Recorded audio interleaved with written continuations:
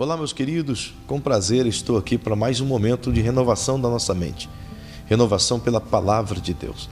E hoje eu quero convidar você a entrar comigo numa série de vídeos de conteúdo acerca de um tema importantíssimo na vida de todo aquele que crê, mas ao mesmo tempo um tema que gera muita polêmica, preocupação, até pelos desvaneios e pelos erros grotescos que muitos cometem em torno desse tema. E o tema é dízimos, é oferta, é dinheiro. Dinheiro na igreja. Sim. E aí, algumas pessoas têm me trazido questões, indagações, até para elucidar seus entendimentos e sua forma de pensar. Como esse tempo que estamos juntos fala de renovação, então é isso que eu quero trazer a você. Pela palavra de Deus. Vamos tentar conhecer a mente de Deus e levar até essas pessoas que fizeram tais perguntas qual é o pensamento de Deus acerca de dízimo, acerca de oferta.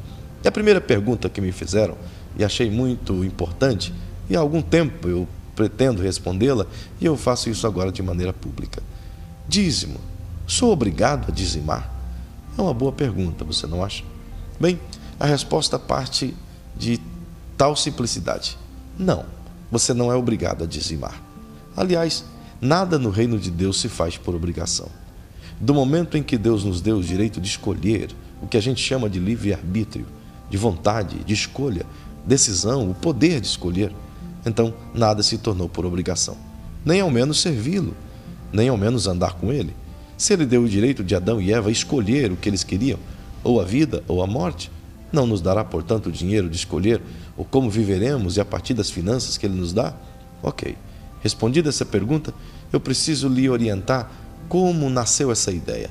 Por que e onde eu posso lhe afirmar que dízimo não é uma expressão de obediência apenas, nem também de obrigação, nem também de um preceito onde eu devo fazer. Não é também uma dívida na qual eu tenho que pagar. Não é uma contribuição mensal de um carnê como um clube de crentes. Não, em absoluto. Logo, se dízimo não é dívida, não é um carnê, não é uma obrigação, não é um dever, o que seria então? Ora, dízimo é expressão de relacionamento. E onde eu aprendo isso? Eu aprendo na própria Bíblia, desde a primeira vez que aparece a palavra dízimo nela, que serve como princípio basilar para os outros elementos da nossa fé.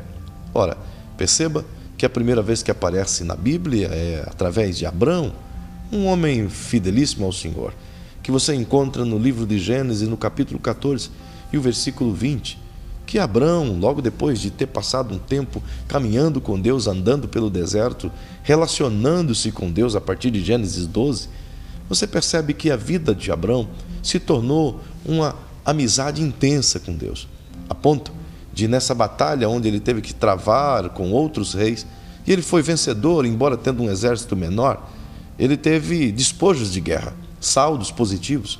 E quando chegou num certo lugar, em um lugar chamado Salém, ele encontrou-se com um sacerdote que também era rei desse lugar, chamado Melquisedeque.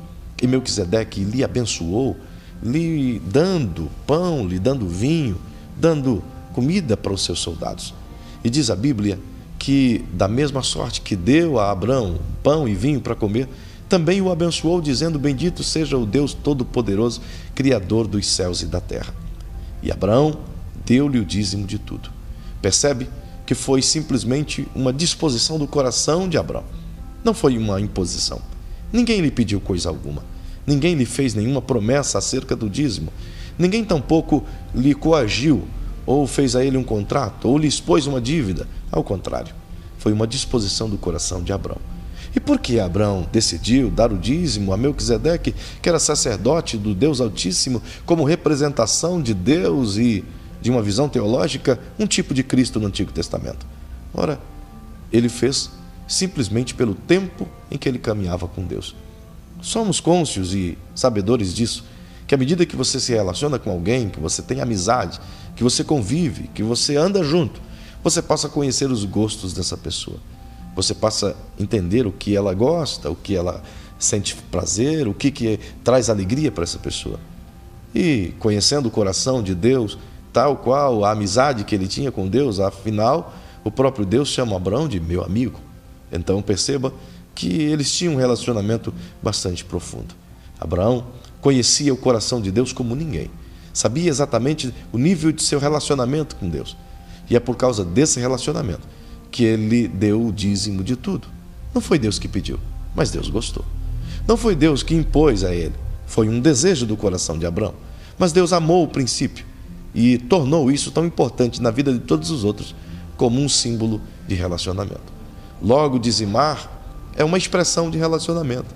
Perceba que através do relacionamento de Abraão, ele pôde conhecer o coração de Deus e fazer aquilo que agradaria, inclusive daquilo que o homem mais apegado é, dinheiro. Logo, perceba que além de relacionamento, e uma coisa sempre leva a outra, assim como no contexto do mal, um abismo leva a outro abismo, no contexto do bem, coisas boas também levam a coisas boas. O relacionamento de Abraão deu a ele o conhecimento de Deus a ponto de ser o pai da fé. Ele passou a crer em Deus, ele passou a conhecer Deus profundamente e confiar plenamente em Deus.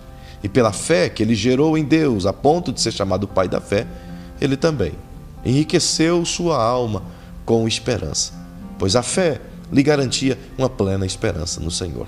Logo, esses três pilares da vida de Abraão me ensinam muito: relacionamento com Deus, que nos levam à fé viva, uma fé viva que nos leva a uma forte esperança.